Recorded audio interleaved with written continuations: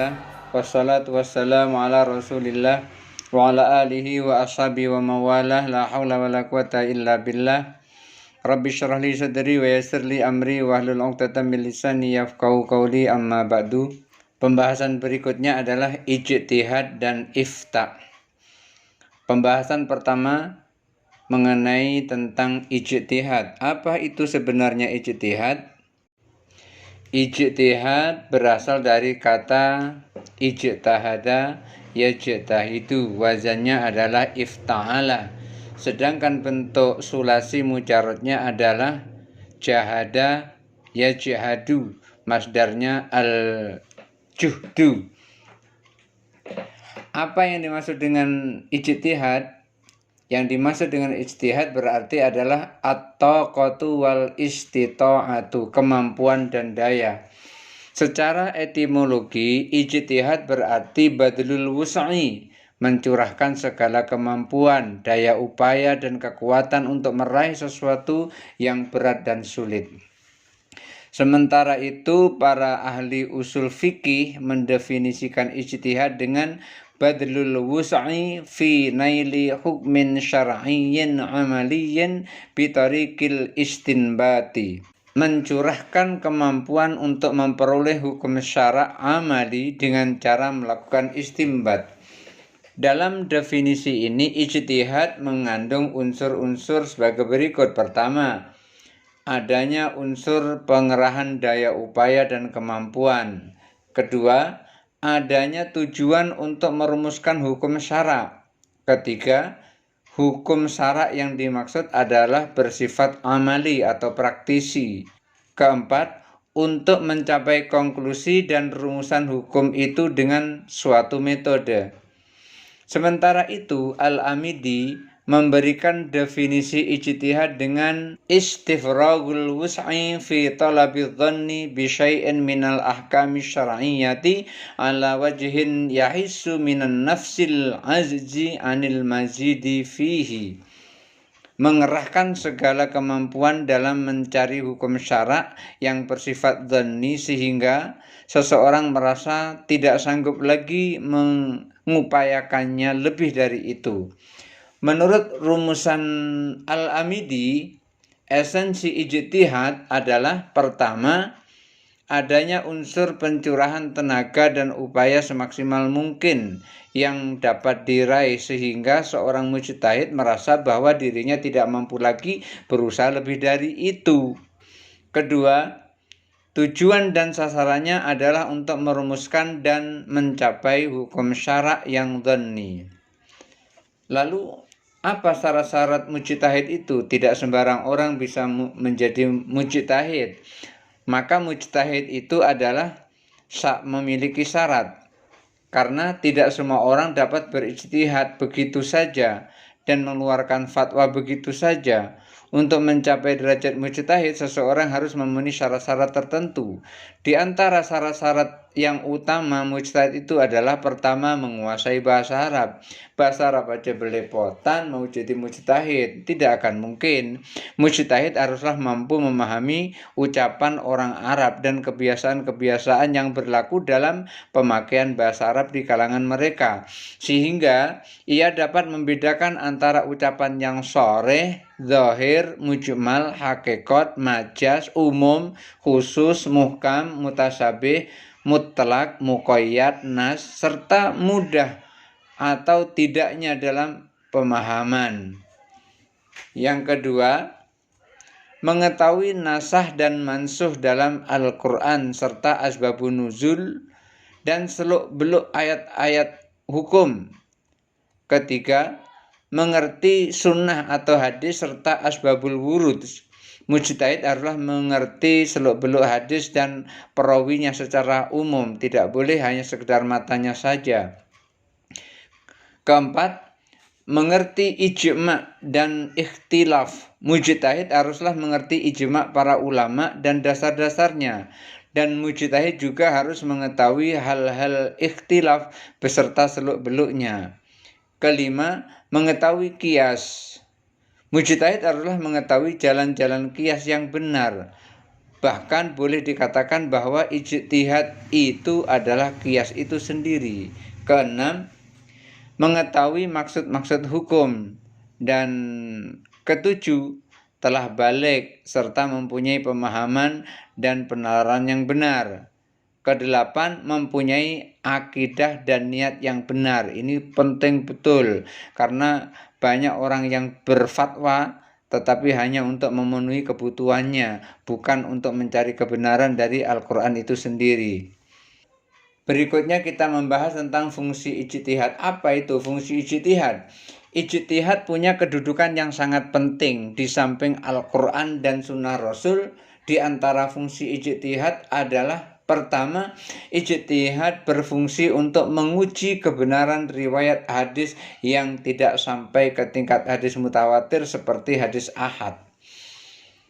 Yang kedua, ijtihad berfungsi sebagai upaya memahami redaksi ayat atau hadis yang tidak tegas pengertiannya, sehingga tidak langsung dapat dipahami kecuali dengan ijtihad. Ketiga, ijtihad berfungsi untuk mengembangkan prinsip-prinsip hukum yang terdapat dalam Al-Quran dan Sunnah seperti qiyas, istihsan, dan maslahah mursalah. Keempat, pengembangan prinsip-prinsip hukum yang terdapat dalam Al-Quran dan Sunnah lewat metode ijtihad seperti dengan qiyas, istihsan, dan maslahah mursalah sangat penting karena dengan itu ayat-ayat dan hadis-hadis hukum yang terbatas jumlahnya dapat menjawab berbagai permasalahan yang tidak terbatas jumlahnya. Selanjutnya tentang ifta. Apa itu ifta? Kata ifta adalah masdar dari kata-kata afta yufti iftaan. Adapun kata futya atau fatwa adalah isim masdar dari afta. Hanya saja kata futya lebih sering digunakan oleh orang Arab. Adapun pengertian ifta secara etimologi adalah al-ibanah, penjelasan, yaitu memberikan penjelasan kepada orang lain. Atas dasar ini, ifta berarti memberikan penjelasan kepada orang lain yang menanyakan sesuatu hal. Bahkan ifta bukan hanya sekedar memberikan penjelasan kepada orang lain, tetapi juga memberikan pertolongan dan petunjuk kepada orang yang meminta fatwa atau mustafti, atau menunjukkan jalan yang harus dilalui oleh mustafti untuk keluar dari permasalahan yang dihadapinya. Hal ini seperti yang dijelaskan oleh Allah ketika menceritakan tentang kerajaan Ratu Saba ketika menerima surat dari Raja Sulaiman alaihi salam. Bismillahirrahmanirrahim. Qalat ya ayyuhal mala'u aftuni fi amri ma kuntu qati'atan amran hatta tashahadun. Berkata dia, Bilqis, hai para pembesar, berilah aku pertimbangan dalam urusanku ini. Aku tidak pernah memutuskan sesuatu persoalan sebelum kamu berada dalam majelisku. Dalam ayat ini, kata aftuni bukan bermakna memberikan penjelasan terhadap apa yang ditanyakan oleh Bilqis, tetapi bermakna permintaan nasihat dan pertimbangan atas sesuatu perkara yang besar. Adapun pengertian ifta secara terminologi adalah memberikan keterangan hukum Allah berdasarkan dalil syara.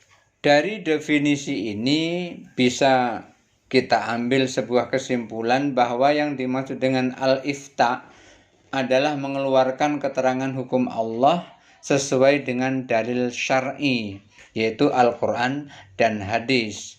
Maka memberikan fatwa yang tanpa didasari dalil Al-Quran dan Sunnah bukan dinamakan dengan ifta. Ifta hanya sebatas al-ikhbar, yaitu memberikan jawaban. Oleh karena itu seorang mufti tidak mempunyai hak ijbar, memaksa kepada mustafi, kepada orang yang diberi fatwa.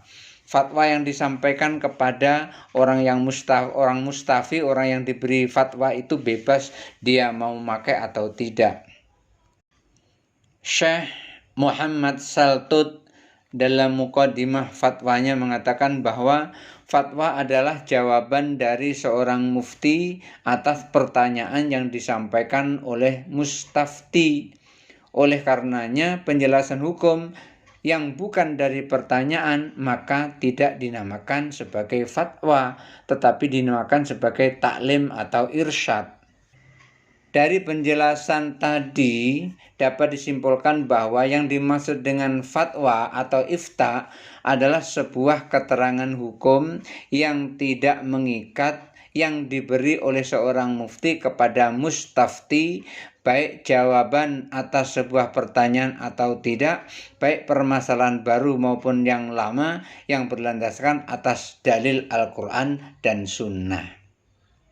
Berikutnya syarat-syarat mufti. Apakah mufti itu semua orang harus bisa? Artinya semua orang bisa jadi mufti? Mari kita pelajari pelan-pelan.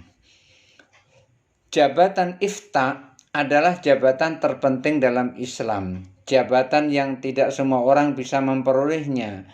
Jabatan terberat bagi seorang alim. Oleh karena itu para ulama membuat syarat ketat untuk seorang mufti atau pemberi ifta atau pemberi fatwa. Mempunyai derajat ijtihad dia, mampu menggali hukum dari sumber aslinya yang termuat dalam teks Al-Quran dan Sunnah. Maka tidak heran jika Imam Syafi'i membuat syarat rumit bagi seorang mufti yang seakan-akan syarat tersebut tidak bisa dipenuhi kecuali seorang nabi. Imam Ahmad Ibnu Hanbal mensyaratkan seorang mufti hafal 400.000 hadis. Bayangkan 400.000 hadis. Itu menurut Ahmad bin Hanbal itu. Ini hadis berapa aja nggak hafal. Langsung dia berfatwa ini nggak boleh, ini haram, itu halal, itu bid'ah. Yang seperti itu kan ngawur yang seperti itu. Tidak cukup hanya mempunyai kemampuan untuk berijtihad. Takwa, warok, qawam menjadi syarat asas atau syarat dasar yang harus dimiliki oleh seorang mufti. Imam Malik menuturkan ketika seorang mau berfatwa maka hendaknya dia membayangkan dirinya apakah saya akan ke neraka atau ke surga. Artinya Imam Malik mengajarkan kita hati-hati, bukan sembarangan. Dan syarat terakhir inilah yang sekarang jarang kita temui pada kebanyakan mufti-mufti yang sering mengeluarkan fatwanya baik di siaran langsung di media elektronik seperti televisi, Facebook, situs fatwa, website Dar al-Ifta, rumah fikih, dan radio, apalagi radio Roja atau televisi Roja. Ini kadang-kadang ini tidak bisa dimiliki oleh mereka. Sejak zaman awal Islam tradisi meminta fatwa sudah populer di tengah-tengah masyarakat muslim. Ayat-ayat yastaftunak atau ayat yas'alunak atau ayat idza sa'alak menjadi bukti konkret perkembangan fatwa semenjak awal Islam. Para sahabat ditebar oleh Nabi SAW ke semenanjung Arab untuk menjadi qadhi dan mufti di daerah tersebut. Hanya saja istilah mufti dan mustafti belum populer pada zaman itu. Mereka adalah mufti-mufti yang mendapat pendidikan langsung dari Rasulullah SAW. Seperti halnya Mu'adz bin Jabal ketika diutus ke daerah Yaman, di-training dulu oleh Rasulullah SAW. Mudah-mudahan ada manfaatnya. Wallahul muwaffiq ila aqwamit thoriq. Wassalamualaikum warahmatullahi wabarakatuh.